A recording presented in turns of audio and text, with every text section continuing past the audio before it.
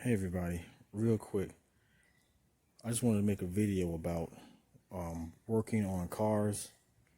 I speak to a lot of people who are afraid to work on their own vehicle.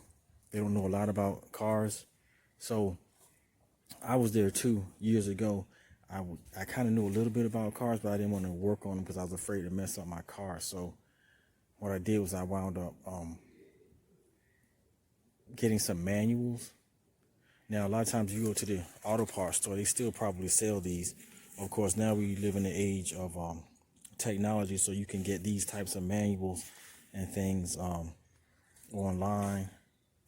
You can get them, watch somebody do it on the internet. But these are Haynes manuals, and these manuals are based on a particular type of car, and it has varying years. It may go like this one. If you have a Blazer or GMC Jimmy, is 95 through 2004. A lot of these cars overlap. The Chevy S10 and the GMC Sonoma is basically the same vehicle. The GMC Jimmy and the Chevy Blazer are basically the same vehicle. There's a lot of overlap, if you've noticed. But at any rate, these books are built on a complete tear down of your vehicle. So in other words, the chapters are broken down into sections, and they will tell you with illustrations and descriptions about how to do just about everything to the car. They're even troubleshooting. There's a troubleshooting section. You go to whatever symptom you have, and you can it'll give you guidance on, well, what should you check. The car's overheating. Here are the causes. Go to this section, it will show you what to do.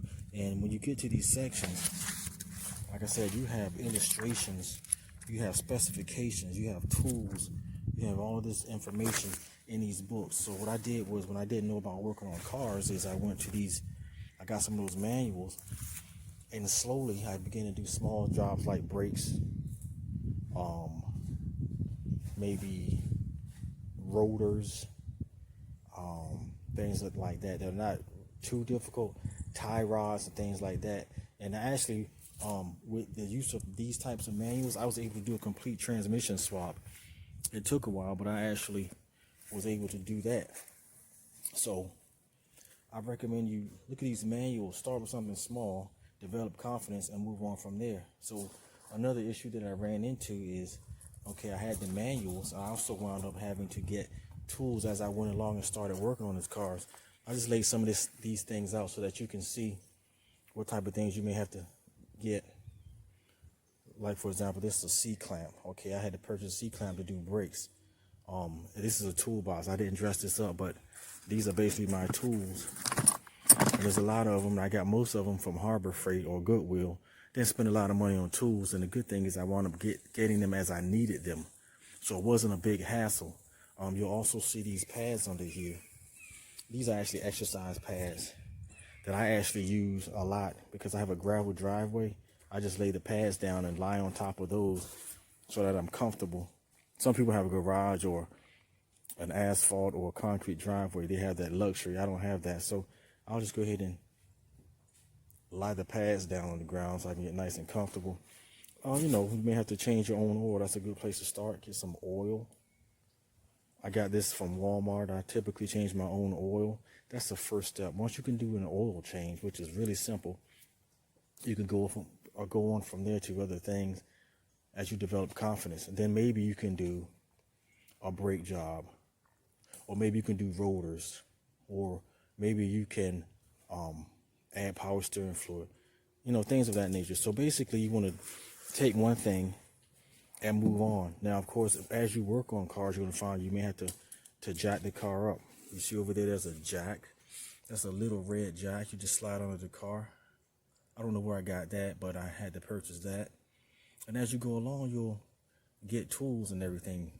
This is a jack stand. Once you jack the car up, you're always going to have multiple jack stands or points of contact so that the car won't fall down on you. These jack stands are adjustable. So you're able to raise it up, and it's going to stay. It's just going to hold the car up for you. I also use blocks as well. But at any rate, this is not a how-to. This is just to give you an illustration of what you can do once you put your mind to it and get over your fear. Like I said, I started with the manuals, but with the manuals, they are, to me, they're better than watching videos all the time, because the manuals are specific to your individual car. They cost about, I guess, about $12. By now they're probably like $24. But at any rate, they're worth their weight in gold, because I have had times where we went to get our car inspected and it failed, and we were the estimate was, say, $800 or $900 or $750, and I have been able to go to Advance or AutoZone or another auto parts store, maybe purchase $80 or $90 worth of parts, do the work myself, return it to the inspection station, and I would pass the inspection. So I've seen times when I save $600-700, just because we decided to do the work ourselves. It could be motor mounts. We've done, steering columns. We've done transmission swaps. We've done steering racks. We've done rotors. We've done ball joints. We've done suspension. We've done springs. We've done quite a bit of stuff, and it's possible because we're blessed to have these books and experience, and everything that comes into your life is a blessing that you can use to get you further along. Real quick before I forget, sometimes these fixes aren't necessarily mechanical. A lot of times it's chemical. You have penetrating oil. This is an electric cleaner for electronic connections. Sometimes you have electronic problems, and it's because of a connection issue. So sometimes that's for brake cleaning. But at any rate, this is just a little rundown real quick of just a small glimpse into what you may wind up purchasing. Like I said, I started with the manuals. Purchase one for your car so you can get an understanding of what your car entails and the systems involved. And like I said, you can start small. Start small with something like changing the oil or the brakes or something really easy. And these manuals will give you the rundown, and it will tell you what kind of tools you need and everything. Like I said, it has tons of illustrations. And if you can't find it here, it actually tells you what the names of these parts are and everything. Like I said, you have a troubleshooting section as well. So it's pretty hard to go wrong with these. So I recommend, checking out the troubleshooting section. Your engine rotates, but it will not start. And then, like I said, it just breaks everything down, and it just gives you insight as to what you could do or what the problem may be. They're very thorough, and if you don't have these or can't find them, you can order them online. And then you also have videos you can watch on a computer or on your phone, and those are awesome tools as well. I recommend using both. That's what I've been able to do, and slowly you will amass a small amount of tools, and soon you'll be able to tackle issues as they arise because of your experience and your confidence level being built up. So this is just a quick video. Don't lose faith. Don't be discouraged. Just get over your fear and start small. And you know what? When I first got started, I tried something. I tried a brake job, and I wasn't able to finish it.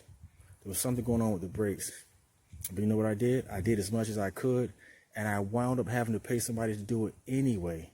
But you know what? That was a blessing, because after that, I knew where I went wrong. That's the good thing about taking a wrong turn. Once you take the wrong turn, you'll never have to go back there and take that same wrong turn again. So I learned from that, and then my confidence just exploded. So I just kind of kept getting more confidence. So that's what we're going to do. So like I said, use the videos that you see on the internet. Get some of those manuals. They're worth their weight in gold. Like I said, I have saved thousands of dollars over the years. Thousands, probably tens of thousands by now, because I had, like, one time I had $1,200 worth of repairs to do, and I think we spent $300 or $400 in parts, maybe $3 something in parts, and got it fix it ourselves.